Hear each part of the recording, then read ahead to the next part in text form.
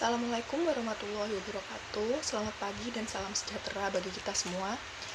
Sebelum saya memulai pidato saya pada pagi hari ini, saya akan memperkenalkan diri terlebih dahulu. Nama saya Larasati Karunia Pridita dari Prodi Sastra Inggris. Yang terhormat Bapak, Ibu Guru, dan teman-teman sekalian yang saya banggakan, pertama-tama mari kita panjatkan puji dan puja syukur kepada Tuhan Yang Maha Esa, karena pada rahmat-Nya kita dapat berkumpul dalam keadaan sehat pada hari ini, hari yang berbahagia ini.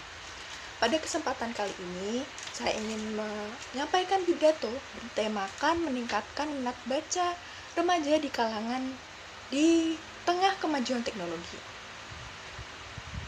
Teman-teman dan Bapak Ibu sekalian, kemajuan teknologi memiliki banyak dampak positif dalam hidup kita. Sekarang ini informasi didapatkan dengan mudah melalui internet. Kita bisa belajar, mencari informasi, mengakses video edukasi, bahkan membaca buku lewat online melalui handphone yang kita punya.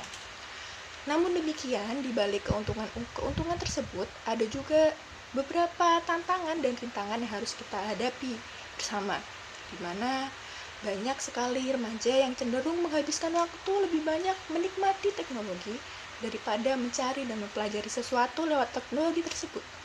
Sehingga ketertarikan remaja-remaja tersebut untuk membaca pun semakin lama semakin meredup. Sebenarnya, membaca memegang peran yang sangat penting bagi kehidupan kita.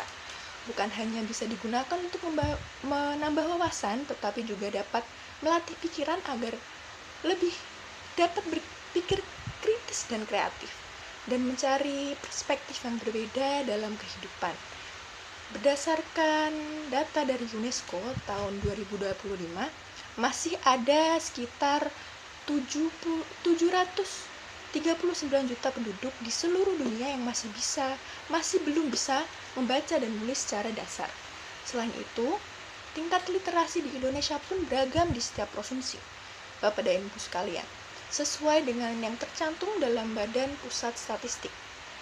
Teman-teman dan Bapak Ibu yang saya banggakan, dalam era digitalisasi seperti sekarang ini, kemampuan literasi menjadi sangat penting, di mana kita harus mampu meraba serta menyaring setiap informasi yang diterima agar tidak termakan oleh hoaks yang banyak beredar di media sosial. Oleh karena itu, kita harus mampu meningkatkan minat baca kita sedini mungkin.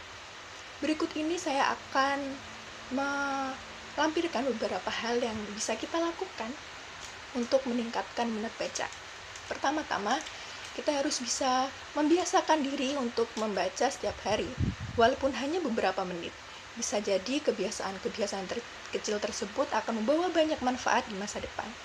Kedua, manfaatkan teknologi untuk hal-hal yang lebih positif. Gunakan ponsel kalian tidak hanya untuk bermedia sosial atau bermain game saja, melainkan membaca artikel, e-book, atau berita-berita edukatif lainnya.